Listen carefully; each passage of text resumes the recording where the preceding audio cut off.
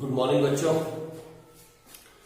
I hope आप सब ठीक ठाक हो गए और खूब इंजॉय कर रहे हो घर पे, साथ साथ पढ़ाई करते रहो। आज हम इस चैप्टर को एंड करेंगे जो हमने स्टार्ट किया था आज से 2 वीक पहले। ऑलमोस्ट 10 दिन इस चैप्टर को स्टार्ट किए हुए हो चुके हैं।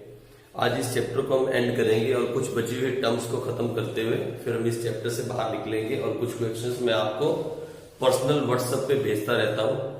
जो बच्चे मेरे साथ व्हाट्सएप ग्रुप पे ज्वाइंट हैं वो जानते हैं कि मैं कुछ क्वेश्चंस आपको कंसेप्ट क्लियरेंस के लिए भेजता हूँ, जिनके आंसर भी आप भेजते रहते हो।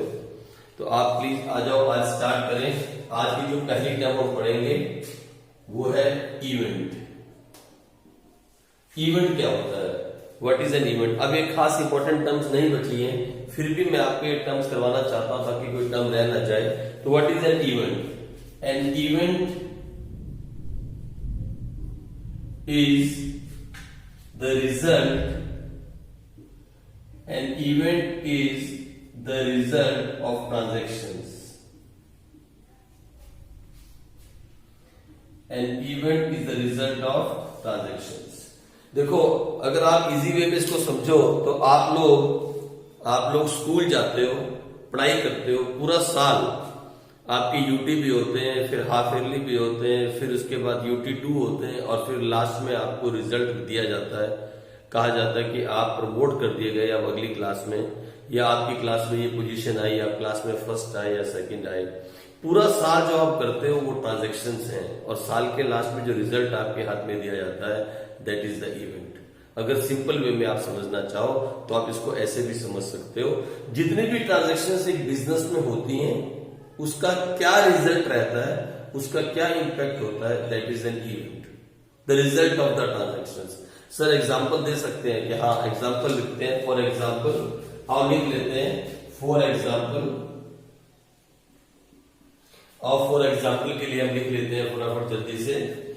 मान लो एग्जांपल दें, कोमल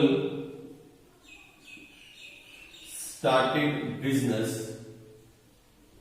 Komal started business with ₹60,000। कितने से बिजनेस स्टार्ट किया? With ₹60,000। She purchased goods। She purchased goods of ₹1 lakh। She purchased goods of ₹1 lakh। She sold goods of ₹2,50,000। Of ₹2,50,000, she paid salary। She paid salary to staff, जो लोग वहां काम करते हैं, ₹15,000। और उसके बाद शी पेड रेंट,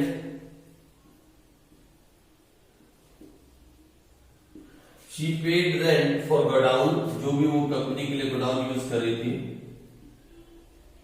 गोडाउन मालूम ना आपको क्या होता है? हाँ सर, गोडाउन हमें मालूम है, जहां पे गुड्स को स्टोर करके रखते हैं। तो ये बिजनेस की ट्रांजैक्शंस हैं। These are the transactions of business. ये एक बिजनेस में होने वाली कुछ ट्रांजैक्शंस हैं, ये पूरी ट्रांजैक्शन तो नहीं है।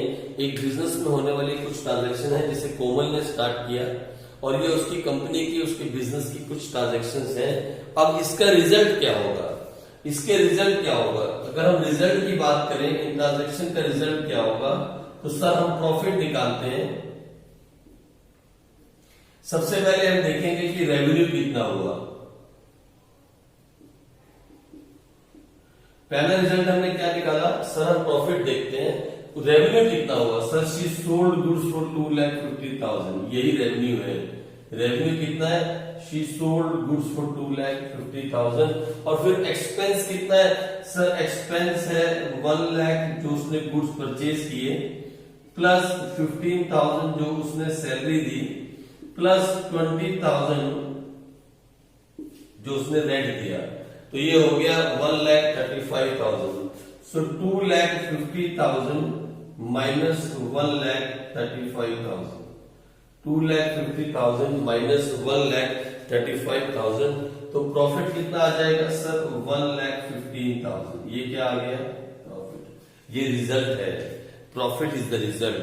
आपका क्लास में फर्स्ट आना आपके सारे साल की ट्रांजेक्शन्स का रिजल्ट है। कुछ पास होते हैं, कुछ फर्स्ट आते हैं, कुछ फेल हो जाते हैं। जो आप करते हो सारा साल, उसका रिजल्ट क्लास में क्या आया, that you have been promoted to class 12th और you have scored highest marks in your class. ये रिजल्ट है। तो इन ट्रांजेक्शन्स का एक रिजल्ट क्या है, हमने प्रॉफिट कैलकुलेट किया कि इस बिजनेस से कोमल को कितने का प्रॉफिट हुआ सर ₹1,15,000। और क्या रिजल्ट हम निकाल सकते हैं, कैपिटल। कोमल की ओपनिंग कैपिटल कितनी थी, ओपनिंग कैपिटल जब उसने बिजनेस स्टार्ट किया सर 60,000। और अब इसमें प्रॉफिट को ऐड कर दें, उसका प्रॉफिट कितना हुआ सर 1,15,000। अब उसकी क्लोजिंग कैपिटल कितनी हो गई सर 1,75,000। क्लोजिंग कैपिटल कितनी हुई साल के लास्ट में सर 1,75,000। ये भी रिजल्ट है। अगर हम देखना चाहें कि बिजनेस में टोटल कैश कितना आया, तो ये भी हम निकाल सकते हैं। टोटल कैश, बिजनेस में टोटल कैश कितना आया, हम ये भी निकाल सकते हैं। देखो कोमल ने बिजनेस स्टार्ट कितने से किया, स्टार्टेड बिजनेस कितने से किया 60,000। फिर बिजनेस के अंदर उसने और कैश कहां से आया सर, ये सेल्स की तो कैश आया। सेल्स कितने की सर 2,50,000, 2,50,000। तो टोटल कितना हो गया सर 3,10,000, 3,10,000। टोटल कितना हो गया 3,10,000। फिर उसने एक्सपेंस कितने किए सर, उसने एक्सपेंस जो किए ना सर, ये तो बिजनेस में आया, ये भी बिजनेस में आया। एक्सपेंस किए 1 लाख का उसने परचेज किया गुड्स, 15,000 का उसने सैलरी पे की, 20,000 उसने रेंट पे किया।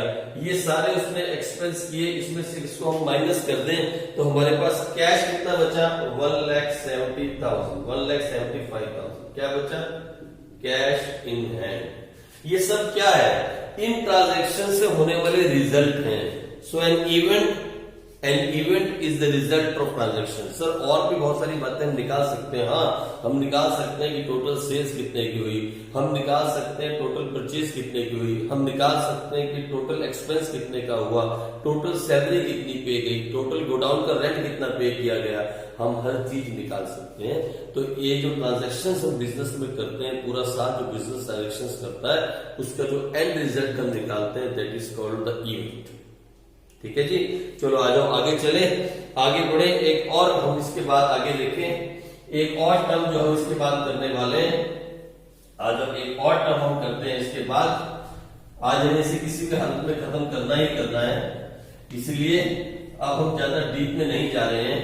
बस इसको फटाफट से अब हम खत्म कर दें, क्योंकि अब ज्यादा इसमें कुछ रह नहीं गया। आ जाओ, एक और टर्म है अकाउंट। जब मैंने तो आपको परचेज लिखवाया था, परचेज, उसके आगे ऐसे करके अकाउंट लिखवाया था। फिर सेल्स लिखवाया था, तो उसके आगे भी ऐसे करके अकाउंट लिखवाया था। आपको याद होगा हमने वहां अकाउंट वर्ड यूज किया था। मैंने कहा था इसके बारे में बाद में मैं बताऊंगा। बेसिकली देखो, ये वर्ड सिखाने के लिए मुझे आपको अकाउंटिंग साइकिल को सिखाना पड़ेगा, लेकिन फिलहाल शॉर्टकट के लिए मैं आपको भी समझा दूं। आप लिख लो, the transactions of same nature,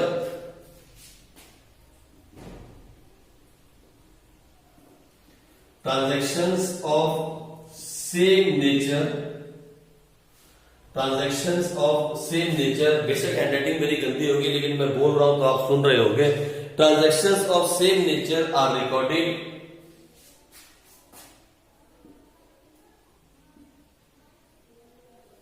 Transactions of same nature are recorded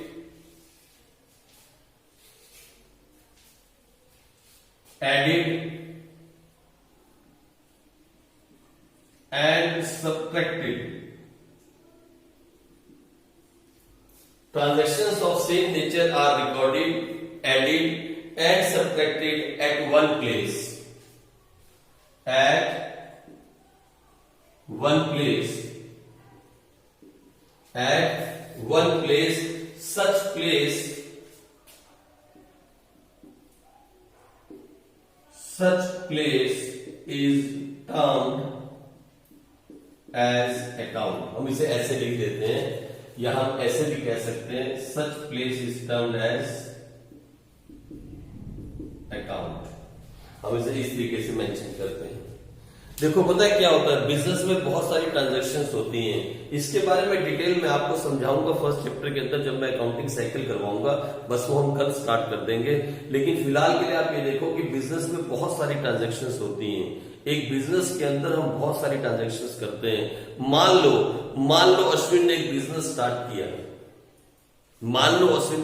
start किया, उसकी दुकान पे रेगुलर आने वाला कस्टमर जो है, मान लो राहुल बार बार उसकी दुकान पे आता है और वहां से गुड्स लेके जाता है।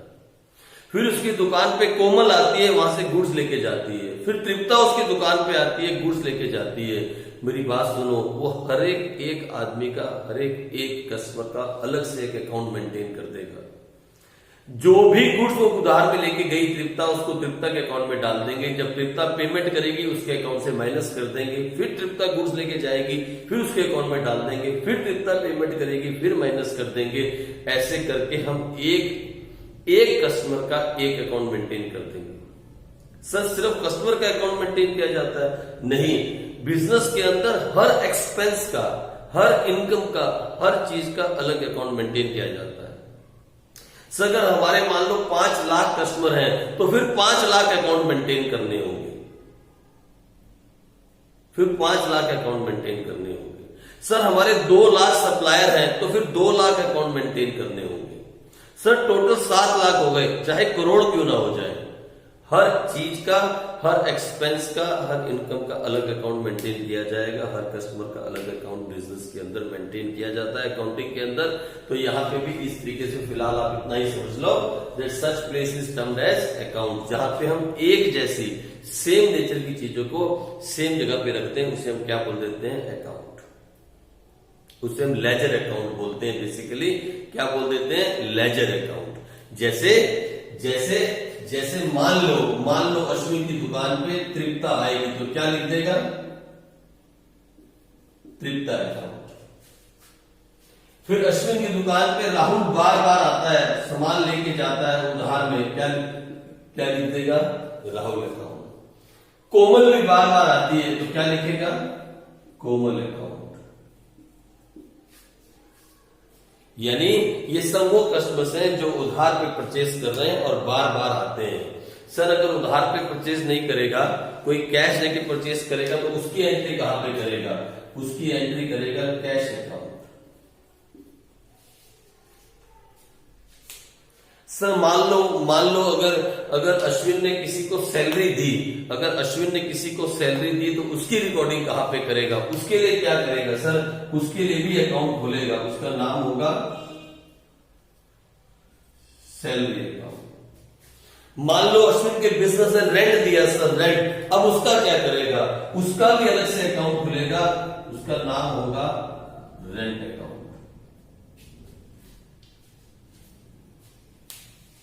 सर मान लो सर अश्विन ने मान लो सर टेलीफोन के पैसे दिए, या मान लो सर इलेक्ट्रिसिटी बिल भरा।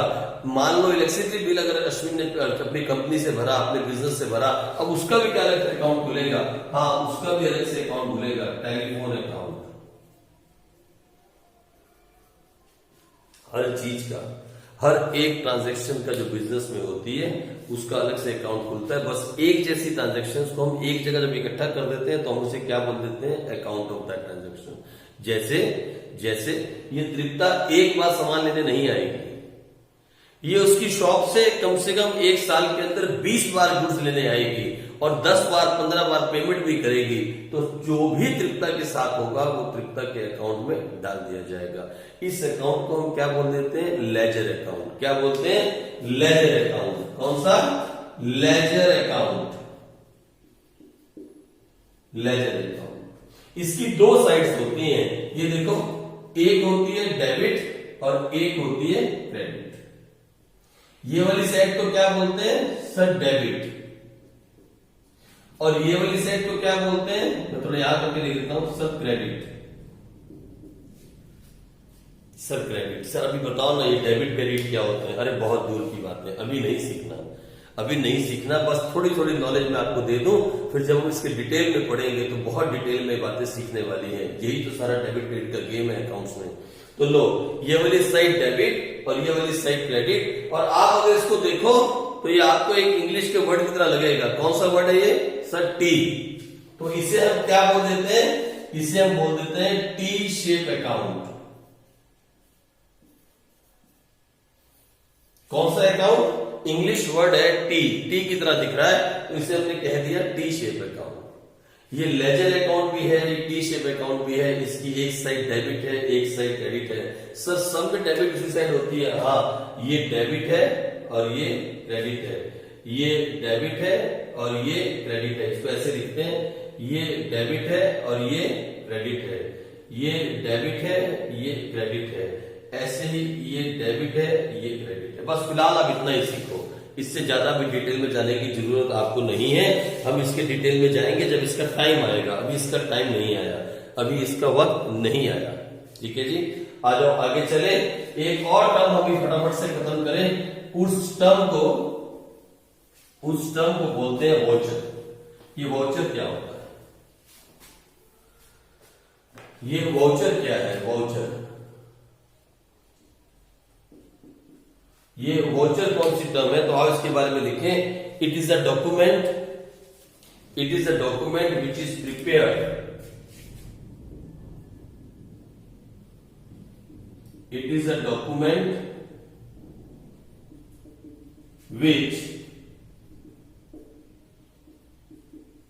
is prepared to pay. Voucher क्या होता है? It is a document which is prepared to pay and on the basis and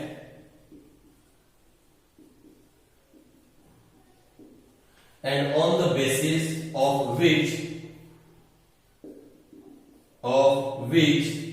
the business transactions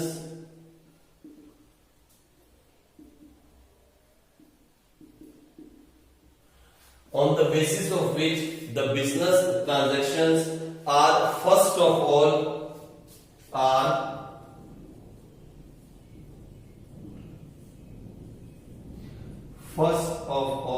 recorded in the books of account.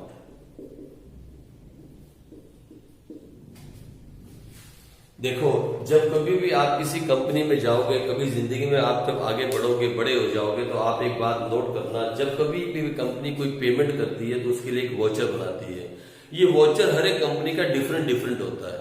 It's a piece of paper जहां लिखा होता है कि हम क्या कर रहे हैं।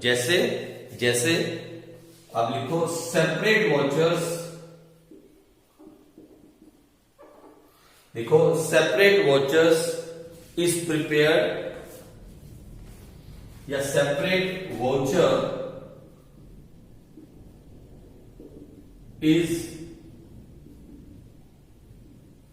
is prepared for each transaction,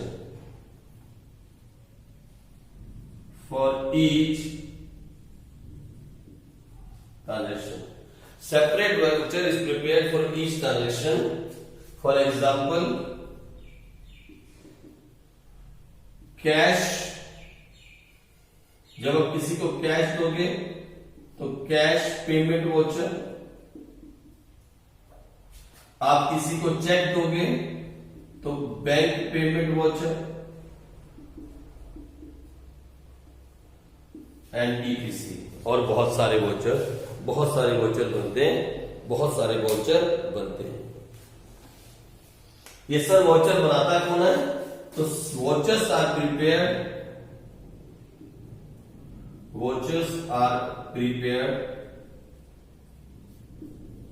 by the accountant and signed by the authorized person.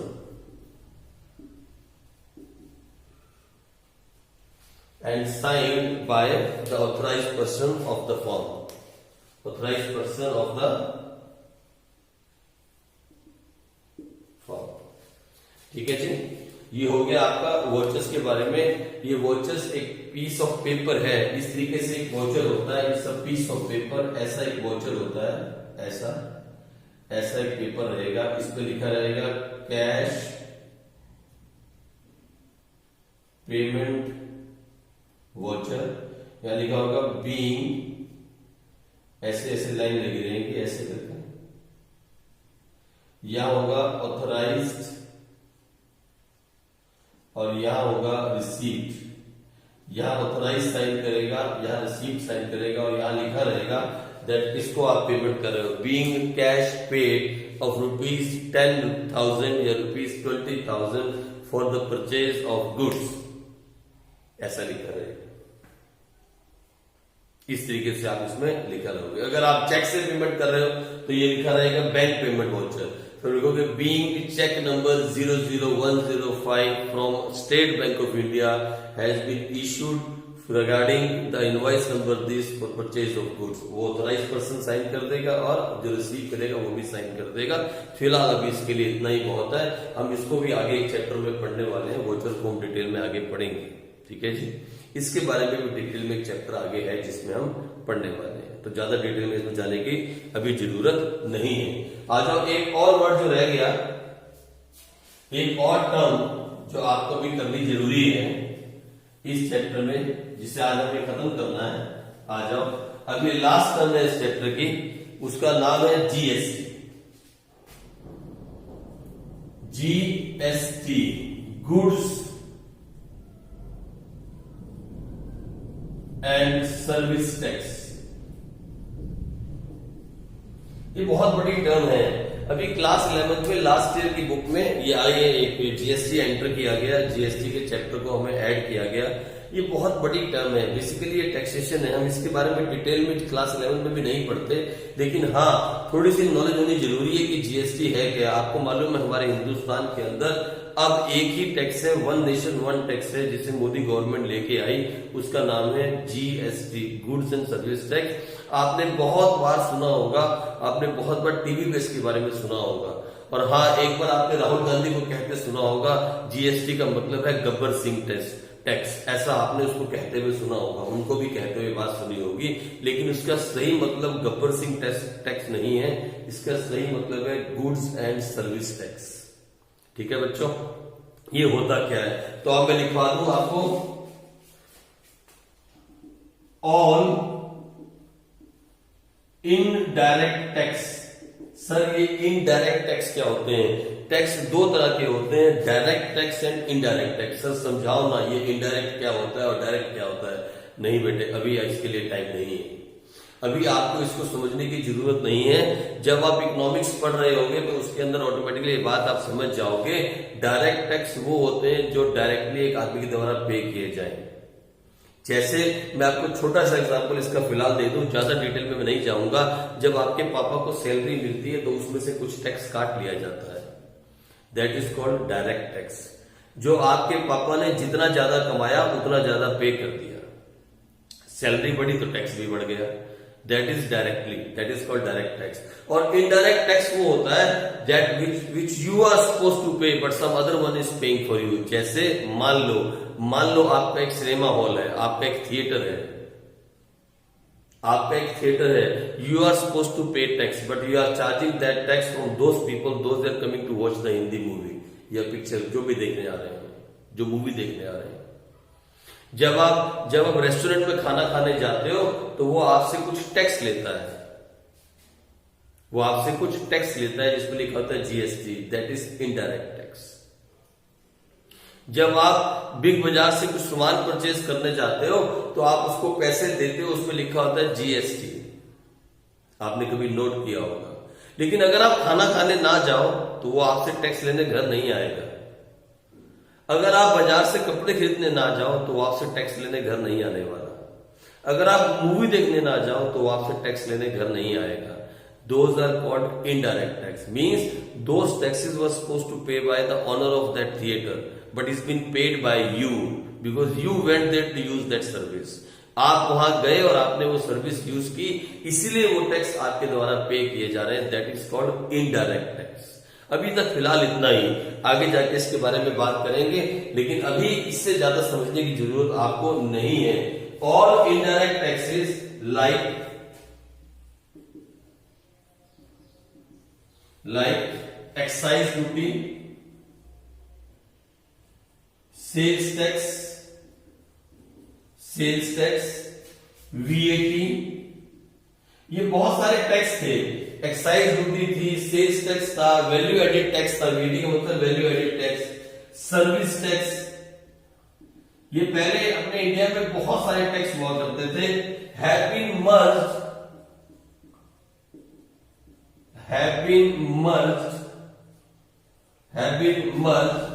into a single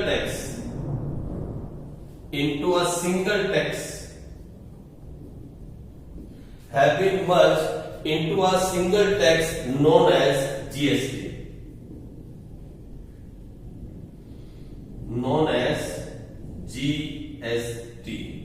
तो आप अभी फिलहाल इतना ही देख लो कि बहुत सारे टैक्सों को हटा दिया गया और वन नेशन वन टैक्स बनाया गया 2017 के अंदर, जिसका नाम है GST, goods and service tax. और अब इंडिया में गुड्स एंड सर्विस टैक्स ही है जो हमें पे करना होता है। आज इसके बाद GST is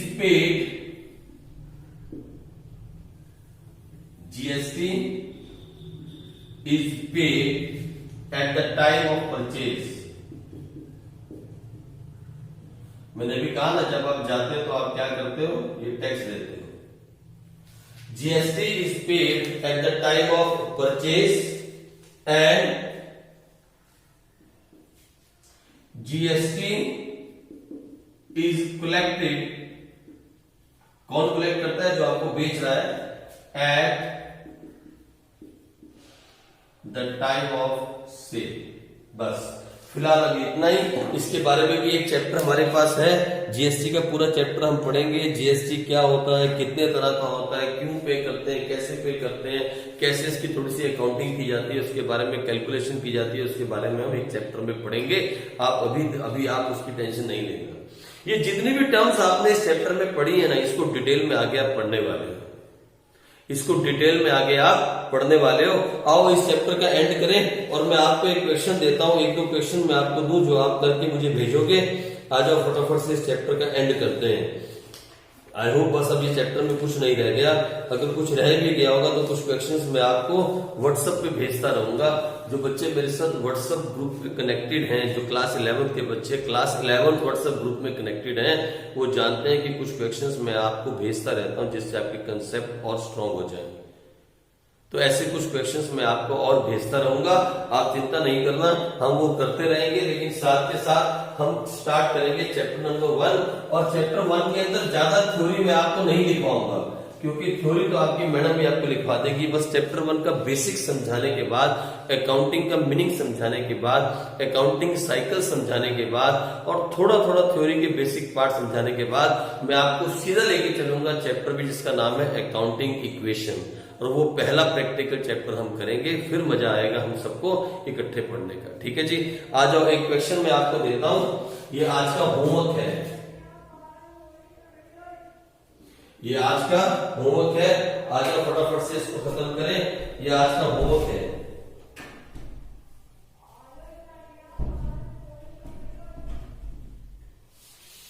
ये आज का होमवर्क है। क्या लिखा है, कोमल commenced business, Komal commenced business and invested rupees 2 lakh. Komal commenced business and invested rupees 2 lakh into the business.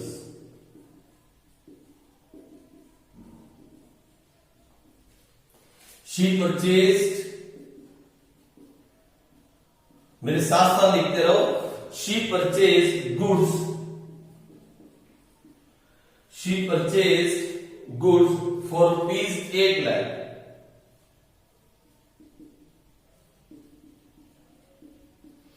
on cash basis, यानी कैश में बाई किए, and rupees 3 lakh on credit basis.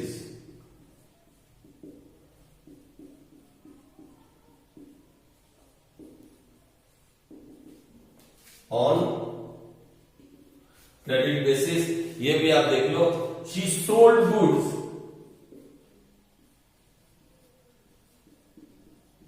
She sold goods for rupees 18 lakh.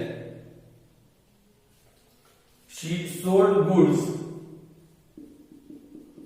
for rupees 18 lakh on cash basis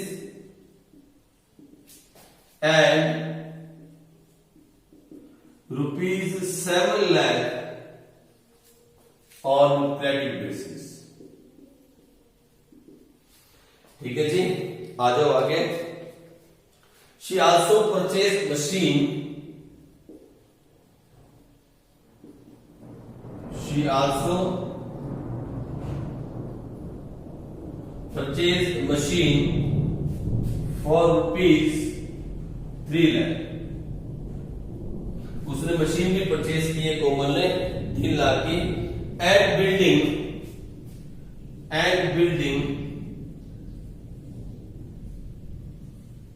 for rupees 2 lakh and building for rupees 2 lakh on cash basis. On cash basis. फिर आगे क्या बोलता है? During the year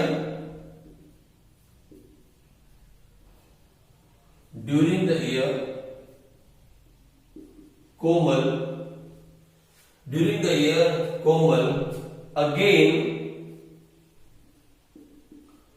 invested rupees 5 lakh into the business.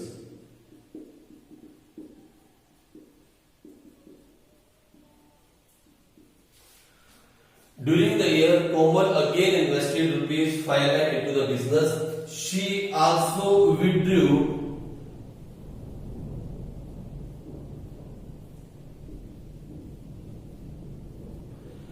also withdrew rupees 5,000 per month. Rupees 5,000 per month from the business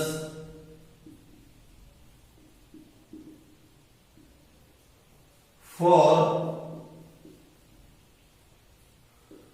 personal use. अब आपको calculate क्या करना है? आपको कैलकुलेट करना है. नंबर 1,